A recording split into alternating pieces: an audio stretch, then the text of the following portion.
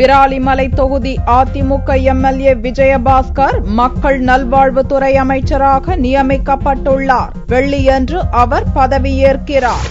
தமிழக சட்டசபை கூட்டத்தொடர் புதன்கிழமை முடிவடைந்த நிலையில் அமைச்சரவையில் முதல்வர் ஜெயலலிதா மாற்றம் செய்துள்ளார். புதுக்கோட்டை மாவட்டம் விராலிமலை தொகுதி எம்எல்ஏ டாக்டர் விஜயபாஸ்கர் மக்கள் நல்வாழ்வுத்துறை அமைச்சராக நியமிக்கப்பட்டுள்ளார். இதுவரை மக்கள் நல்வாழ்வுத்துறை அமைச்சர் KC வீரமணி வகித்து வந்த இத்துறை தற்போது விஜயபாஸ்கரிடம் ஒப்படைக்கப்பட்டுள்ளது.